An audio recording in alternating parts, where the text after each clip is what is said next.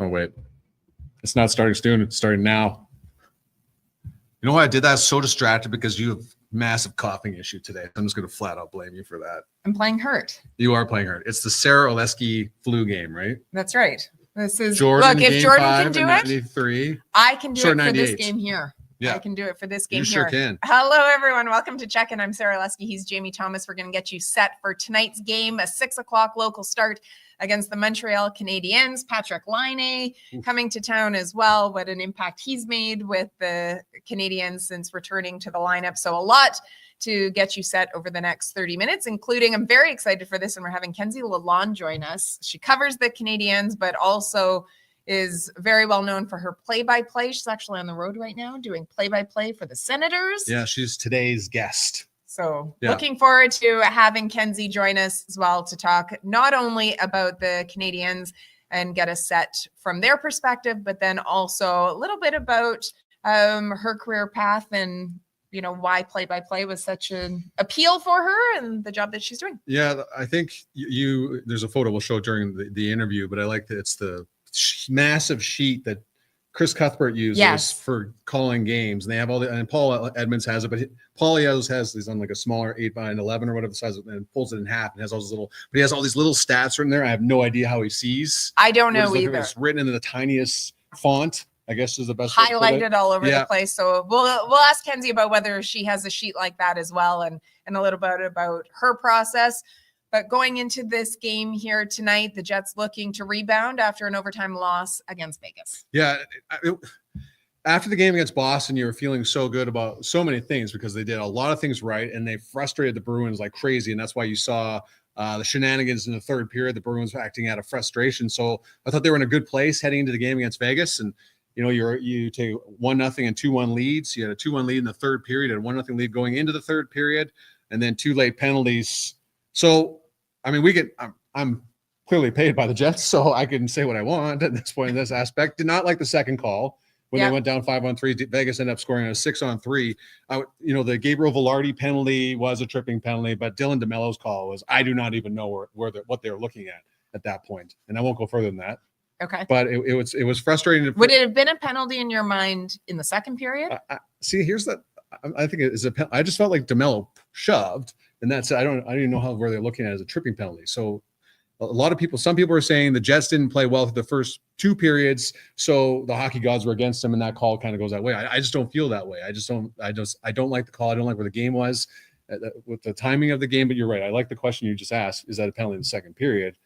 And I'm asking, just playing devil's advocate. Because I always find that an interesting one where people get upset about calls saying, you can't call that. This isn't the second period. This isn't the first period. You can't call this late in the game. Mm-hmm. And there's always that side that argues if it's a penalty, it's a penalty and should be regardless. And I'm not saying that's the case there. I'm just it's a question. It's a legitimate question and it's totally fair. But I think I will go with the timing of the game. It's not right. Not right. But I'm still looking at it, even if that is in the second period. Okay, I'll answer your question. That was not a penalty. Flat out. There you go. Flat out, not a penalty. Do not like it at all. So, I mean, Josh Morrissey, like the guy that he is, the leader like he is, he took some of the blame himself because the Jets did not like their game through 40 minutes. But the point is they played better in the third period, and I think, you kind of rectified what you had started with. But it's all tying into the offense that they're giving up off the rush, and that has been a problem for them lately. They're going to try and rectify that. Again, they had a good practice on Friday. Morning skate today was optional. But I think that's become a primary focus because they were so good at not giving up opportunities off the rush. And it feels like they've been doing a lot more of that. And Montreal is a team that feasts off giving up opportunities off the rush. So it's something the Jets are looking to rectify here tonight. Well, I just thought that the game against Boston obviously was very different. But the mindset going in was attack. That was the word that we heard so much from Scott Arniel. They really needed to attack. We saw that against Boston. We didn't see it against Vegas. Until the third period, it started coming around a little bit more. But I felt they defended all right, but it just wasn't the Jets that we saw on Tuesday. So no, it definitely it was not. It's great to see so many people in the chat already, especially on a Saturday afternoon. We have people watching from Sherwood Park, Alberta. Hello, Charlie. Same thing, Fredericton. Hello, Jim. A bunch of New Zealand. Trish, you've been in here a few times. It's great to see you as well. Jets fans all over the place.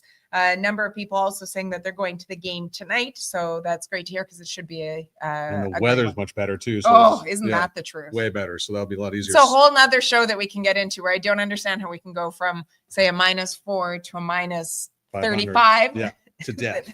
To minus death. So wearing another jersey here today. So these are on sale. The Adidas, should bring that back in there. And they are at Jet Skier. If you are coming to the game tonight, this is your promo. If you're at the game tonight, Adidas home jerseys on for 25% off. So something to keep an eye on. Select players too. If you are coming into the game. Well, exactly. These are the types of things you can hand out at Christmas, obviously. So I went in and I pulled for you guys. I know you guys wanted some gifts to give away to Christmas time. So these jerseys on sale 25% off at Jet Skier in the store or in the rink. That's right. Okay, so question of the day for today. Let's go with the theme for it. Nikita Chibrikov and the job that he has done. My gosh. Like it's just they were joking about it after the game on Tuesday against Boston. His scoring streak has continued. Now it's 3 games. The first player ever in franchise history, and if you look at Jets 1.0 or 2.0, to be able to get to 3 goals in 3 games. Yeah, and his first 3 games with the team too. So that's a franchise record. So will he go 4 for 4? Your thoughts on that one? And you can even throw in what you've thought in about Nikita Chibrikov so far in his first 3 games in the NHL. Because someone told me he looks like he's like a Russian bull out there because there's just no fear in his game. And I've enjoyed every game that I've watched from Nikita Chibrikov in the Jets lineup in the 3 times he's played so far. Yeah, absolutely. And I think he's doing exactly what Scott O'Neill said his style of game was, right? And there's a lot of us that might not be that familiar with it. If you haven't been able to catch a lot of the Moose games, but one of the things that O'Neill has pointed to is his love for shooting.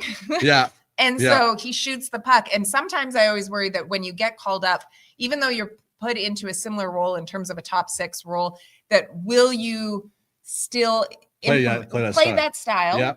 Because AHL, NHL, obviously a big jump between the two, but we've seen him come out and play that way. So he's done a great job so far. 1 goal, 2 shots, 14 shifts last game against Vegas, 11 minutes and 25 seconds of ice time, a block shot as well, which is always what you like to see too. So we will see what happens tonight. Let's take a look quickly at our projected lines. Maybe. Sure, let me get into that. As Jamie mentioned, there was no morning skate today actually for either team. Yeah. But for the Jets, there is one change that we're expecting, and it's on the blue line. And that we know from practice yesterday that Colin Miller will draw in for Ville Heinola. Yeah, and Scott O'Neill confirmed that today. And it's, again, nothing to do with Philly's game. It's just keeping everybody in the lineup, right? And then O'Neill was asked today about, did Colin Miller understand that this was going to be part of it, what it was going to happen, him and coming in and out of the lineup? And he said, absolutely. That there was a discussion had during the season because of they didn't know that both Logan Stanley and Ville Heinola were going to be hurt to start the year. Right. So lots of guys are getting minutes. So you look at Hayden Fleury, who's gone from 13, didn't play that much last year, 13 to start the year. Now it's over 20. So lots of guys are playing extra minutes that maybe wasn't expected early in the year. So Colin Miller will come in and play on the right side with Logan Stanley on the third defense pairing tonight. Yeah, and Scott O'Neill asked about Heinola only playing 2 shifts in the third period against Boston, and he spoke about how Vegas really was running 3 lines, and so it was a little bit of a matchup scenario as well for him. Key word that focusing on with that is balance, trying to balance everybody. Obviously, Dylan Coghlan is one that hasn't been able to get into the lineup to the same extent as others. But when you look at the 7 that have been in a more regular rotation, he's trying to make sure that everyone stays fresh. Okay, so Stacey S. delivering here. Chibi, can't you see? Sometimes your goals just hypnotize me. Please don't send me into a coughing fit. That's great. Certainly. Well done. I love it. Yeah. Oh, that's from our era. That is, it certainly is. Yeah. Yeah. I have half of mine to just, now I just want to sing it, but yeah, no, don't. Please. You're please sick. Don't. I don't want you to hurt your. Please don't. Yeah. That's the only reason why. Yes. The Jets 10-3-1 at home now. The Canadiens come in 3-8-1 on the road. Their road wins have been against Philadelphia, Columbus, and Buffalo. When it comes to the Canadiens, David Savard is a game time decision. Nick Suzuki comes in with an 8-game point streak, longest active NHL, and Patrick Laine, as we mentioned, top. Looking forward to seeing him back. I think a lot of Jets fans are looking forward to seeing him back in. He's certainly been productive for the Canadiens in the 5 games that he has played for them. 3 goals, all of them on the power play, something that Jets fans will remember well. But I think most of all, I think people are he's such a likable guy. And you're just so happy to see him look like he has he's having fun. Again. Yeah, he's found joy again. So you think of everything he's been through. He was in the player assistance program, and while he was in the player assistance program, he was recovering from a shoulder surgery. He joins the Montreal Canadiens in the preseason, is involved in a knee-on-knee collision. He hurts himself there. Yeah. So he's been Patrick Laine has been through a lot. So for him to have 3 goals and an assist in 5 games since he's been back, and I remember watching video of that first goal he scored for the Canadiens. Like in the Bell Center, having been there many times, it is one of the best atmospheres in the National Hockey League. And there was a huge roar when he scored that goal because they knew what it meant. And then a little bit later when they showed him on the Jumbotron afterwards, another huge roar. So Patrick Laine said afterwards, it's a night he won't forget. So really happy to hear him. And, a lot of players, Mason Appleton yesterday, Adam Lowry today, Kelly Moore of CJOB asking about, everybody in the room has to be happy that he's back. And that was pretty much the atmosphere for the Jets dressing room. Just thrilled to see Patrick Laine, as you said, happy and enjoying the game again. If you remember, I wish that had it that the first picture of that goal when Cole Caulfield jumped up and just the big smile on his face as well for it. So great to be able to see him looking like he's doing well and wishing him all of the best. Okay, let's go back to Chibrikov for a moment. Again, question of the day, will he keep his goal scoring streak? I've also let us know what is it that you've liked about his game. I think when Brad Lambert got sent down and the switch was made, not everybody knowing what to expect from Chibrikov. So what stood out to you most that you've seen so far in the 2 games that he's played? But we also, earlier this season or before the season started, he sat down with some of the Manitoba Moose staff, was talking about kind of his game, how it is that he looks at it and tries to improve his game. And here's what he said. My type of hockey player, just unique. But also you should learn from the best players.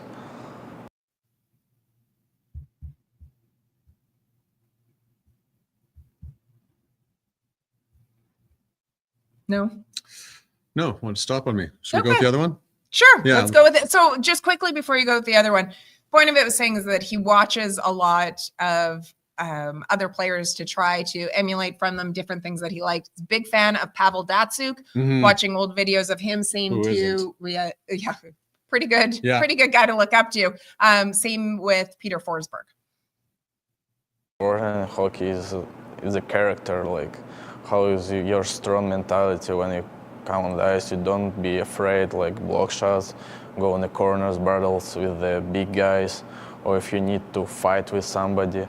I try to do all of this stuff because I want to be unique player that can do all this work, and I really likes it because it's type of hockey players like Takachuk, Marchands, they're not the biggest one, but everybody hates them.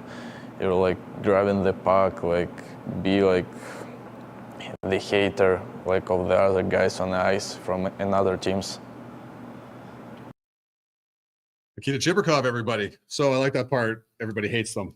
Totally. Speaking of Matthew Tkachuk and certainly Brad Marchand, who do not have the biggest fans whenever they go up against them, but extremely effective players. And if Nikita Chibrikov is even half those guys, the Jets are onto something. Well, and I like that when you go out there, you've got to be able to. His job is to do whatever he can, whether that is blocking shots, which again we saw in that game against Vegas, and to be a difference maker out there. I just think that he has a really great, from the limited dealings and limited interviews that I've heard, really great mindset, a really good outlook in wanting to get to that next step and become an NHL regular. He spoke to Kevin Sawyer in the intermission. He said that his parents watch the games back home. 4:47 something somewhere in there that they watch as well. So you just know that mom and dad will be thrilled with the way that he's been playing as well. You know who watches hockey at 4:47 a.m. in the morning? Who? Kenzie Lalonde. I don't know. And decorates her walls at the same time while watching hockey at 4:47 a.m. Yeah, You know what I that's how mean? I spend my spare time. That's what Yes, I'm right. In the intermission, decorating. and you did a Yeah. wonderful job, Kenzie. I applaud you. Congratulations. Great work there.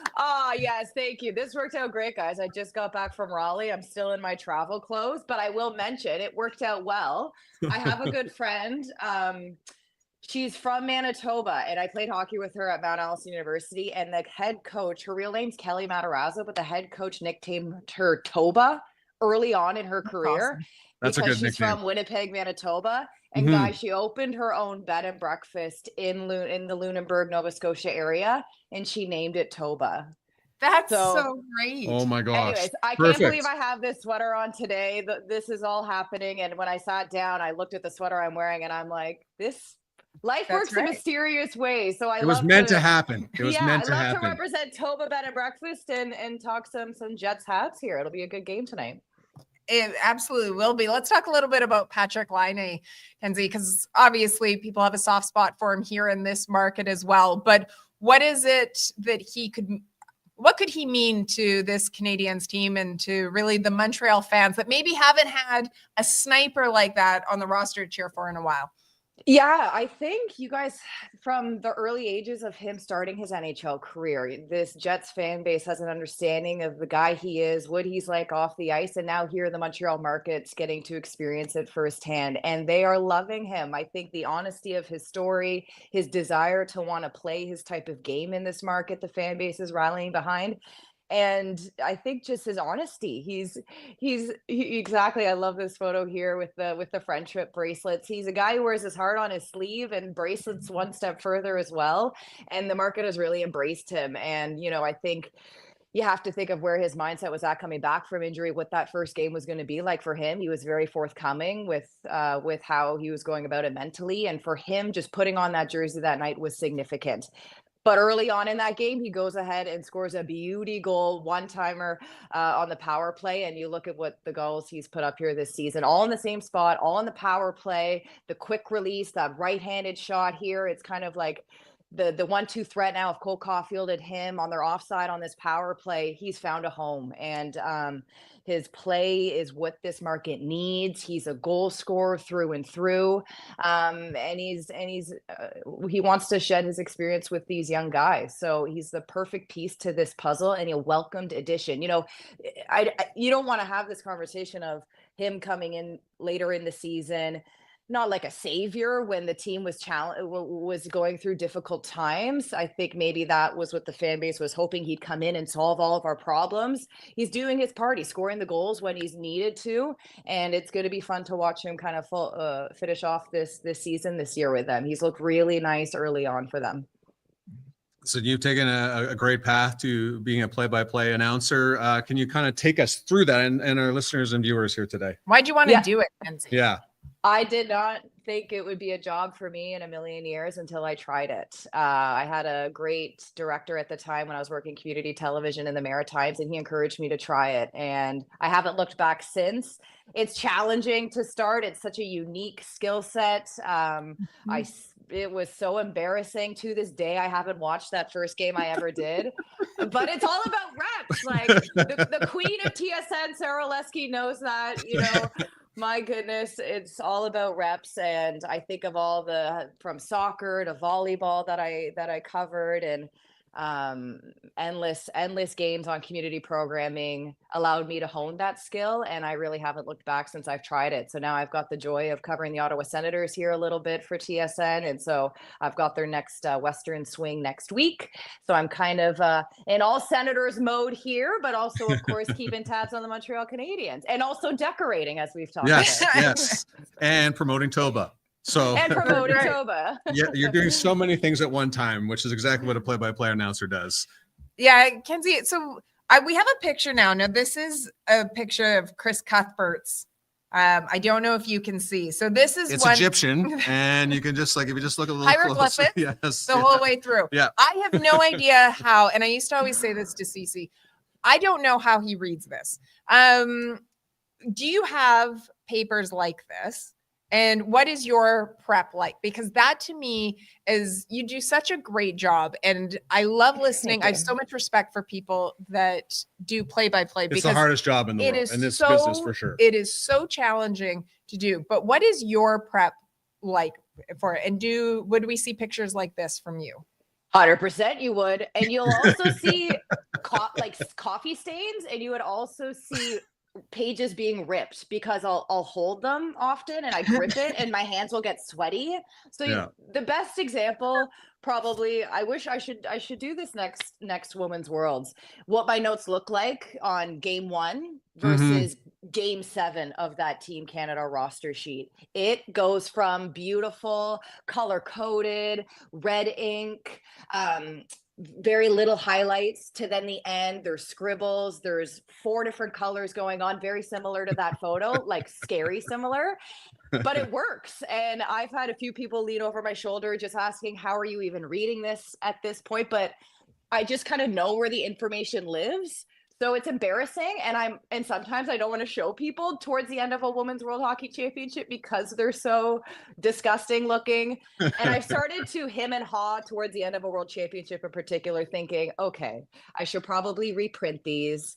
But it's the gold medal game. It's all in, baby. Like, let's just mark it up a little bit more. So that's kind of my mindset in terms of preparing for it. But keeping my sheets structured and in a way that I read it is a skill I keep trying to craft a little bit better for myself.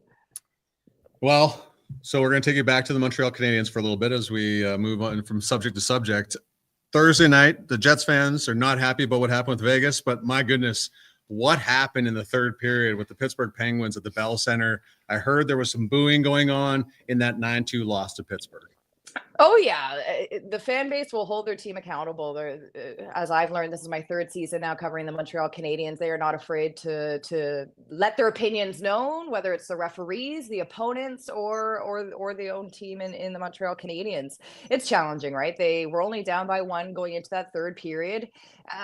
Hearing from the players afterwards, I was watching, I caught their first period before I boarded my flight, but they were with it. It wasn't their best period, but they were certainly not out of the fight. So when I landed and saw that the final score was 9-2, I was shocked. And I think Brendan Gallagher said it best there in his post-game interview, just kind of saying our game can't fall off that drastically. You can't let it go from allowing 6 goals in the 3rd period when you were just down by 1 in the intermission. But I do pull it back and I take a look at things, and it just sparks that conversation of the importance of insulating these younger guys. And David Savard was not in the lineup. He is a key piece to this group. He is a UFA at the end of this season. And it just goes to show the importance of having a guy like him. Of course, the veteran leadership, but it's also the experience, right? He knows what it takes to play the game, to win, or at least to fight off an opponent, to keep them at bay, even if it is only a couple goals. And you kind of just crunch some of those numbers. And we know that 5 of these defenders are very new, but when you do allocate and add up all of their games played, it still accounts to only half of the career games David Savard has ever played. So you're talking Gooley, Hudson, Jackeye, Struble, Barron. When you add up all the games played, it's not even half of what Savard has played. So it just goes to show these are talented young guys and exciting guys, but experience is so important. And they're learning that. They're learning what it takes to win, but having guys like Mike Matheson, David Savard, Brendan Gallagher, Jake Evans, Suzuki, like still a young captain, of course, but they're critical pieces to help move this group along. And I think for them to get out of the rink, get on the road here, come see the Jets, it'll be a tough task, but you could tell I think they'll be itching to prove people wrong and show that we can get back on track, and in a new rink, and a chance to maybe put this behind them. I think they'll come out with an extra edge here tonight. All right. Well, Kenzie, we appreciate the time so much, not only with the insights on the Canadiens, but then also a bit of your process. We are cheering for you from here. I'll say Jamie is too. Well, Thanks, guys. it's like the sky is blue, Kenzie. Of course, I'm cheering for you. Like it's just obvious. So, Josh, Kenzie, you do such a great job. Continued success with the play-by-play, whether it be, as some people pointed out as well, the PWHL. the PWHL, Yeah. of course, the job that you do, you and Cheryl Pounder, who has been a guest with us before, and she's on some of our Jets on TSN broadcasts, are such a great duo together. So continued success to you. And we appreciate, especially since you just came home, we appreciate you spending a couple of minutes with us here today. Thanks, guys. I appreciate it. I'm honored. I'd be happy to come back. Who knows where I'll be next time we talk, if we talk. Well, we look forward to it. We're going to hold you to it. You have to come back. Thanks, guys. Have fun tonight. Okay, thanks so much, Kenzie. See you, Kenzie. Have a great Bye. day. Kenzie Lalonde. I always think it's so, you and I said, the play-by-play is such a challenging role. And I'm always so fascinated when people decide to go down that path. I think it's great. She's such a role model for so many women in the industry about wanting to choose different career paths within sports. So, Donnie boy, bring back Kenzie. We most certainly will, Donnie, for sure. There will be a time. We probably should bring her back when the women's worlds are coming up. Absolutely. There'll be many times, of course. Ottawa will be here soon, so we'll have to maybe bring her back then as well. But she does such a great job and a great person. Flat out. You probably know that best because of your time with TSN. Yep, 100%. So quickly, as we get close to wrapping up, also, this is the final game of the homestand for the Jets. This 4-game homestand. They're going to head out on the road for a couple of games next week. They will be in San Jose and Anaheim. It is the mums trip. We have a bunch of Jets mums already in town. Right. So always look forward to be able to see a lot of the content when mums and dads trips, I think, both enjoyable. Yeah. Both different. Because as we know, so different. As we know, mums maybe approach things a little bit differently sometimes than dads do when it comes to watching the games. Well, it was brought up by Kyle Connor yesterday that they lost every game on the mom's trip last time. And I think the dads were perfect last year. I think so too. Sorry, the mentors trip. So a lot of pressure on the moms for this one. Scott Arneal brought that up again today, but they'll be going to San Jose and Anaheim. And moms should go somewhere where sunshine is prevalent. Absolutely. And get some warm weather for all they've done for their sons. But I went on the mom's trip. It's 2019, I believe. It was so much fun. Like it was just, they're just so happy. They just, everything is great to them. You know, they're sitting by their sons and, but man, like some of the stories that they tell and about the kids, that's what I want. I want to bring, so Karen Pion came on the podcast when we were in Columbus and she talked, because there's 4 boys. And she told a story one time where, you remember Kevin in Home Alone? Yep. How they get on the plane, they forget him? Yep. So Karen told this story, their youngest son, I can't remember his name. So they pull into the garage and they're like, they left their youngest back at the rink. But she said he was so used to being in the rink, he was totally comfortable, didn't even notice they were gone. But that was one of my favorite stories. Then she told another story how 2 of the boys got their skates mixed up. Yeah. So Karen and Neil's dad, they had to meet somewhere in the middle to get the skates back mixed up or put back together.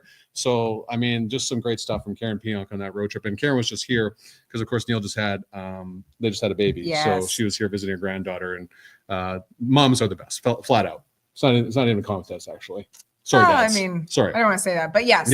Yeah, it's true. Yeah. Also, you might have noticed if you were watching the Jets broadcast the other night, that debuted a small sample of the latest episode of Runway, which takes you behind the scenes with the Winnipeg Jets. If you didn't have the opportunity to watch it, the full length episode, which is just over 16 minutes, which has been a great feedback from Jets fans that they are loving the longer episodes. It takes a look back at the historic run, but here's a quick sample of what you can expect in Runway episode 3. About going back to your hometown, there's just some extra mojo. Kyle Connor moving in, now for Velarde, point number 500 for Kyle Connor. I think it's amazing that he was able to accomplish that. I'm so glad it happened here at home. The Winnipeg Jets train rolls on. The Winnipeg Jets will become the first team in the National Hockey League to go 14-1 in the first 15 games. Great team game, 200 feet. Great job there all night long. They just love the moment of being on Broadway. Winnipeg seems to do very well in the Big Apple. There's a chemistry that you need in order to be successful. They have that chemistry now.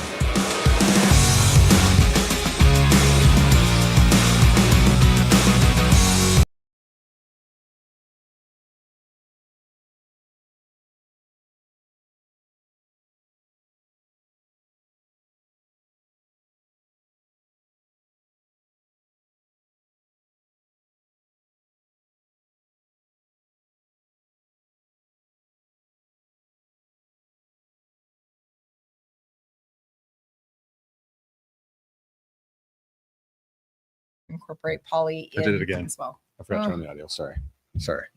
We better go. We better.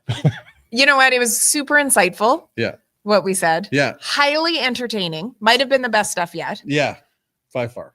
Yep. But you'll never know. You'll never know. Distracted me. I get distracted. I think I have distraction issues. Mute. Yeah. Mute. Yeah. Turn your mics I on. know. Unmute. It's on. I got you. I got all LOL. of you. Oops. No audio. I mean, I don't want to throw you under the bus, but Jamie is fired as a director. Well, Frank, I mean, fortunately, I can still be a host, so maybe that's what he's hoping for. Yeah. I keep hoping that Adam, our producer, will just take this off my hands, but he does not take the hint. So if I keep crashing, it just keeps crashing it into the wall. Eventually, I'll be like, Adam, you do it best. So please take it back. All right. Well, here's hoping that the Jets come out with a little bit more fire, a little bit more awareness than maybe you. Yeah, thanks. Right there. Appreciate it. Yeah, no problem. We're taking applications right now and we pay nothing. There you go. Enjoy the game tonight. Again, it's a 6:00 local start. For it, thank you so much to Kenzie. She was wonderful. Lalonde there. We will be sure to have her back on as well. We talk a little bit more about the whole process because, as we said, always intrigued by what goes into things behind the scenes as well. But enjoy the game tonight. We will see you next week when we get you set, starting with that game Tuesday. San Jose. Yes, correct. Tuesday. Yeah. Okay. Tuesday in San Jose. Do the same. Thanks so much for checking in, everyone. Enjoy your Saturday. Oh, come on.